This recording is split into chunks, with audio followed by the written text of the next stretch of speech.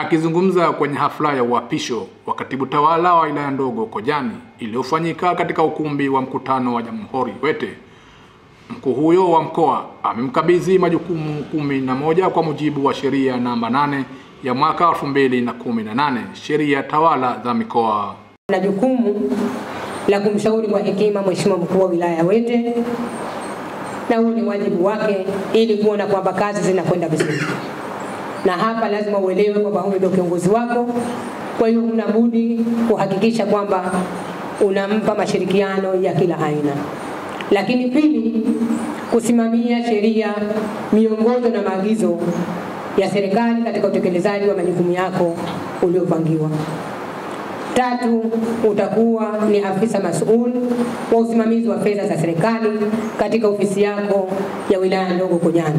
Mapema mkuu wa wilaya Wete Abdalla Rashid Ali amesema uteuzi huo umeanza kukamilisha safu ya uongozi ndani ya mkoa wa Kaskazini, huku katibu wa CCM mkoa huo Suleiman Mzee Suleimani amemtaka kwenda kwa chachu ya maendeleo katika wilaya hiyo. Mpongeza na kumshukuru Dr.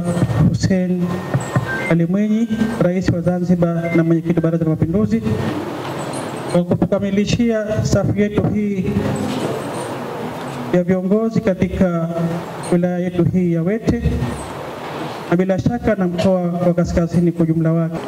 Utaweza kumudu majukumu yako kwa mujibu wa sheria na hayo majukumu 11 uliopewa, lakini kubwa zaidi majukumu haya ni majukumu ya watu.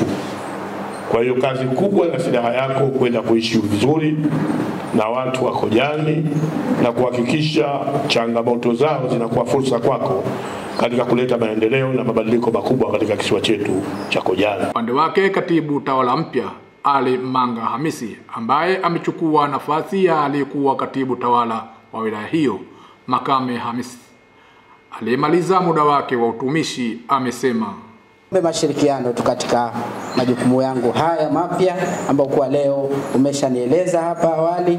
Kwa hiyo naomba mashirikiano ya dhati katika kukamilisha hili ili kumsaidia Mheshimiwa Rais yale malengo yake yalikuwa yamewekwa, na ili tuendane na awamu ya 8 na kipindi hichi tunaenda kwenye uchaguzi. Kwa hiyo mashirikiano ni muhimu.